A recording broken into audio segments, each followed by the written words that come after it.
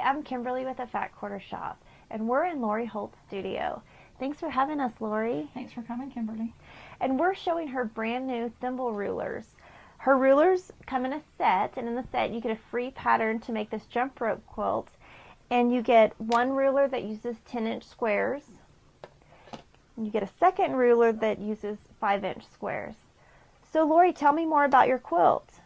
Well, I wanted to make a quilt that you could use both size rulers in, so I came up with the jump rope quilt and use a row of the large thimbles stacked on top of each other and then a row of the small thimbles stacked on top of each other. Okay, so what do you need to complete this quilt? For the whole quilt we need 10-inch squares, 5-inch squares, and then just yardage of the background.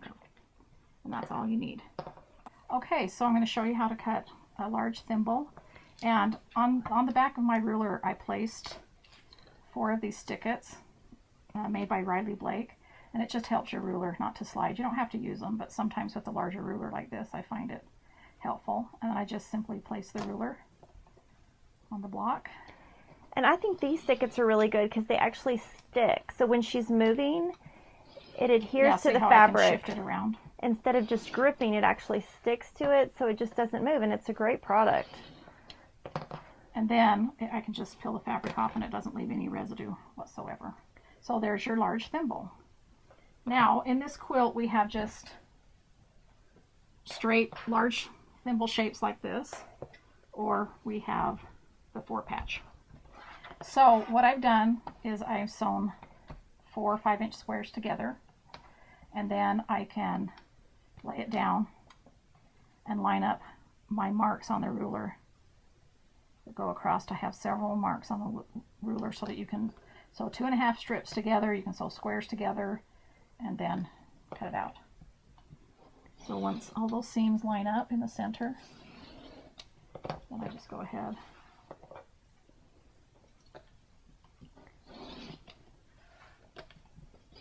and cut out my thimble shapes.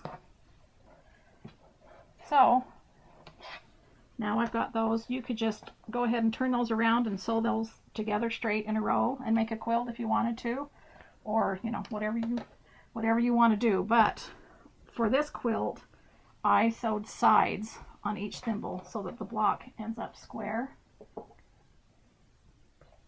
So I sewed the side there and the side there. When I say square I mean straight edges. It actually ends up a rectangle, but okay, so show us now how we have to cut half thimbles. Yeah, so show everybody how you cut these with your ruler. So basically all this is just the thimble shape cut in half.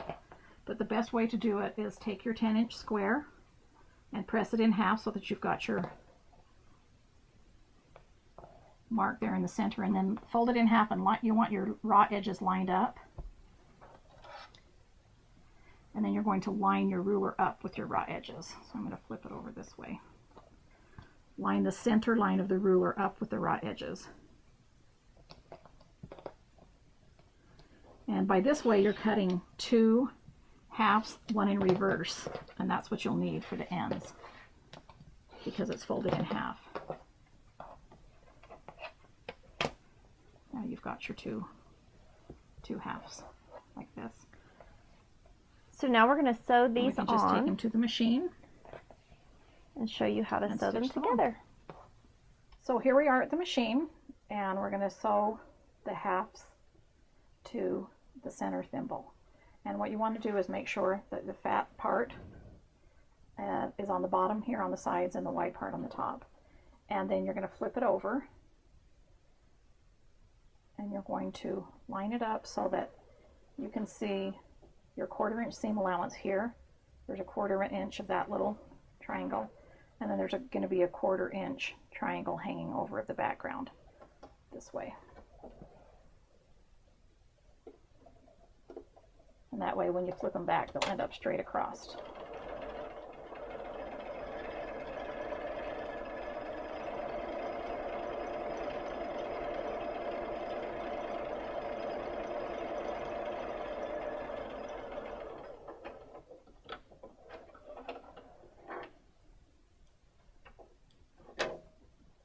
See, when you open it up, goes straight.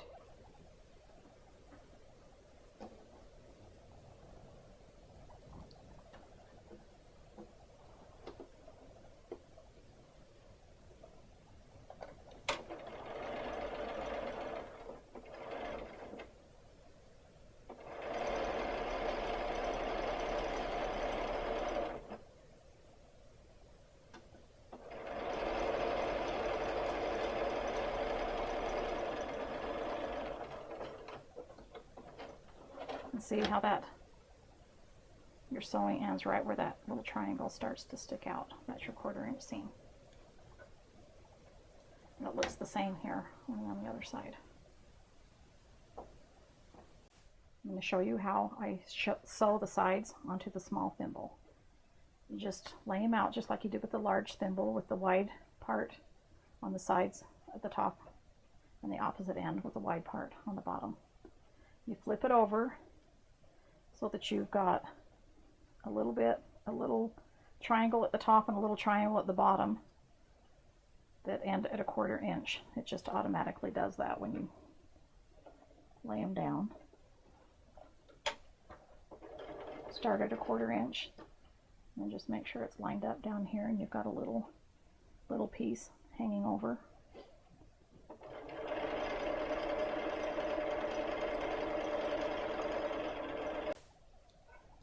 Snip it apart and then go ahead and sew the other sides.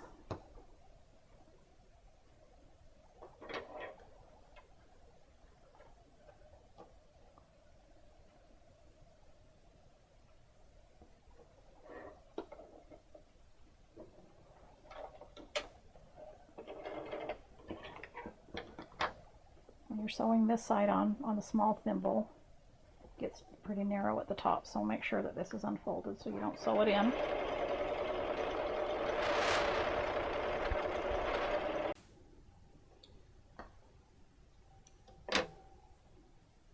And there you have two, and we'll go over and press them. Press towards the sides. So I just do it from the right side. I usually set my seams first and then I press them that way.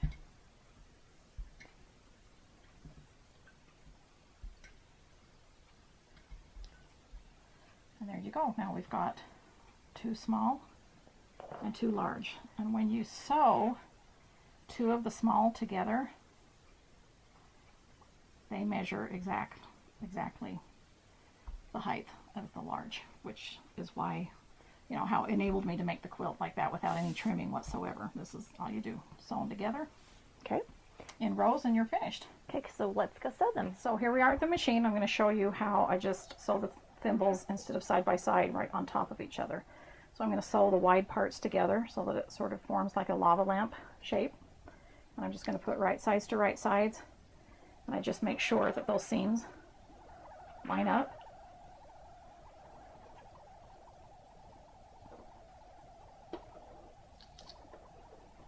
And I always use 1/4 inch seam allowance. I just get it started and make sure these seams line up at the end. Hold it in place and sew all the way to the end. You open it up and that's where your seams line up, and then I'm going to go ahead and do the same thing with the large.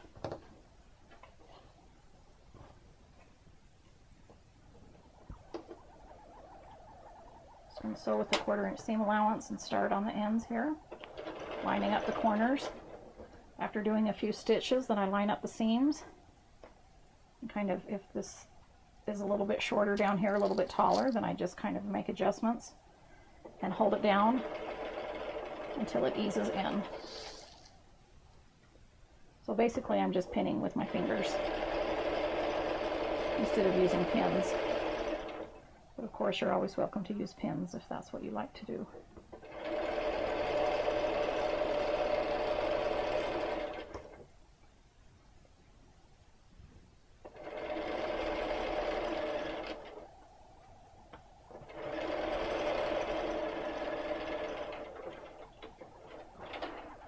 Okay, I'll clip my threads.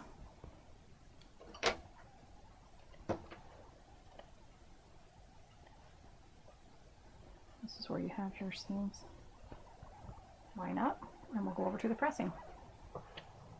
So Lori has sewed her two small blocks together and two large thimble blocks together, and she's going to show us how she's pressing these. Okay, for these seams, Kimberly, I like to press them open, because if you do it one way or the other, there seems to be a lot more bulk. So I just kind of open them with my fingers and start at the end and let the tip of my iron go across. It helps if you have a really nice, heavy, hot iron, and you just use your tip to open that so that you know that there's no creases in the front. You can turn it over and give it a quick press if you want. And then I just do the same thing with the large. I set my seams.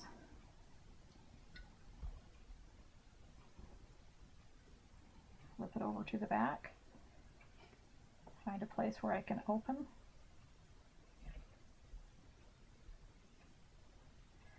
I just kind of use my fingers to guide the seam open till the iron gets there. There you go. You have two large thimbles sewn together and two small. And then to continue doing this quilt, you would just do a row of small thimbles, continue on, and you just sew this whole row, and then sew the small row, and then large row, and just continue down. Okay. So Lori has finished our large thimble block and our small thimble block, and we just love this quilt. Again, the name of it is Jump Rope. It comes as a free pattern with the thimble rulers. And why don't you tell me, Lori, about how you named this quilt, because I think it's a really cute story. Well, because I put them in rows, they reminded me of the beaded jump ropes that we used to play with as girls in recess, and so that's why I named it Jump Rope. Yeah, so this uses Lori's Polka Dot Stitches fabrics with Raleigh Blake, and so if you want to make one just like this, get her fabric, and as Lori always says, have a quilty kind of day.